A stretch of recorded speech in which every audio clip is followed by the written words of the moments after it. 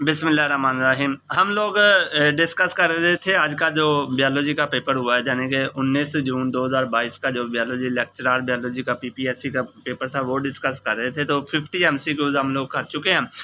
ये 51 एमसीक्यूज था जी, what is autosomal nondisjunction syndrome, यानी कि ये डाउन सिंड्रोम है जो कि ऑटोसोमल नॉन डिसजंक्शन सिंड्रोम है। तो इसकी ऑप्शन थी अल्फ़ा।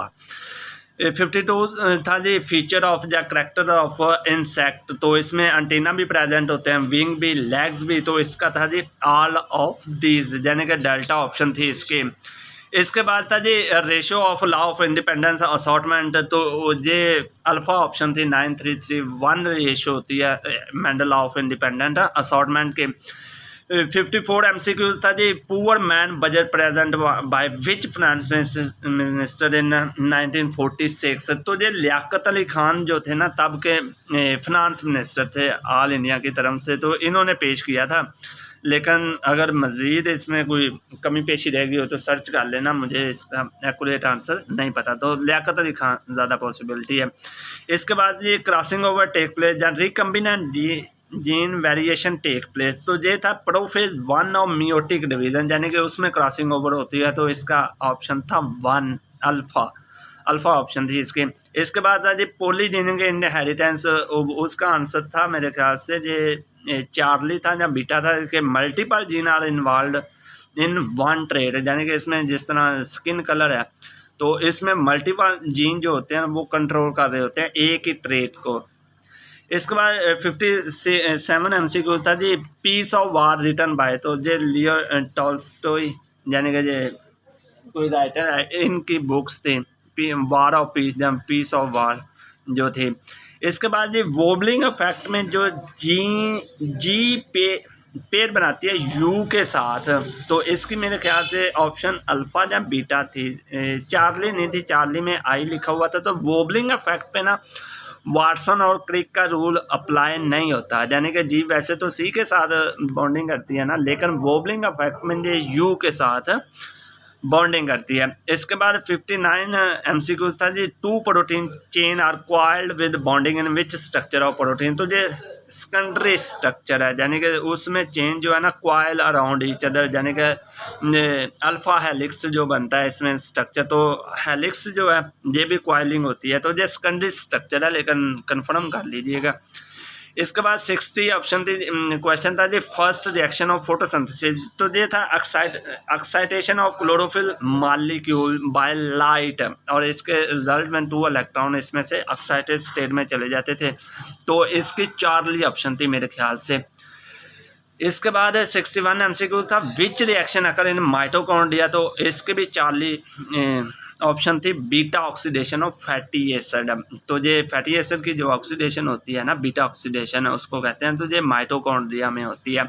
62 एमसीक्यू था, which are not embryonic layer. तो ये सोमाइट्स था, बाकी जो कोरियन, एलाटोनन और जो दूसरी थी एक और थी, ये एम्ब्रियोनिक लेयर होती हैं। तो सोमाइट्स जो है ना ये नहीं थी इसमें। 63 था जी, TI. Plasma does not work at which temperature, यानी कि किस टेम्परेचर पे ये वर्क नहीं करता। तो ये 28 डिग्री सेल्सियस है जी, यानी कि इसका आंसर तो इग्नोर कीजिएगा, कोई मिस्टेक वगैरह हो, यानी कि जो ग्रामर मिस्टेक है या फिर स्पेलिंग मिस्टेक है तो उसको इग्नोर कीजिएगा प्लीज़। 64 एमसीक्यू था, एंटीबायोटिक रेजिस्टेंस इन बैक्टीरिया, यानी कि उसमें जीन्स होते हैं। तो ये प्लाज्मिड में जीन होते हैं जो कि एंटीबायोटिक का रेजिस्टेंस करते हैं। तो इसकी ऑप्शन थी प्लाज्मिड। 65 एमसीक्यू था, सिंगल यूज़र सिस्टम। तो इसकी मैं तो विंडो लगा के आया हूँ, यानी कि देख गूगल पे भी किया था तो विंडो ही आ रहा था, लेकिन कुछ दोस्त कह रहे हैं कि MS डॉक्यूमेंट भी है, लेकिन इसका कुछ कह नहीं सकते। तो इसका कंफर्म कर लीजिएगा। ये कंप्यूटर साइंस का, जनरल नॉलेज का, जीके का क्वेश्चन था। 66 था जी, पेस्टिसाइड की डेफिनेशन पूछी गई थी। तो ये सभी होती है, इंसेक्टिसाइड भी, हर्बिसाइड भी है, रोडेंटिसाइड भी है, फंगिसाइड भी है। तो इसकी लास्ट ऑप्शन बन रही थी, तो इसकी डेल्टा ऑप्शन है जी। 67 जो क्वेश्चन था, naked DNA fragment transfer between bacteria. By the process of transformation. तो ये ट्रांसफॉर्मेशन इसकी ऑप्शन है। कुछ लोग कॉन्जुगेशन भी लगा के आए हैं, तो जो वो गलत है। ट्रांसफॉर्मेशन जो है ना एग्जैक्ट आंसर है।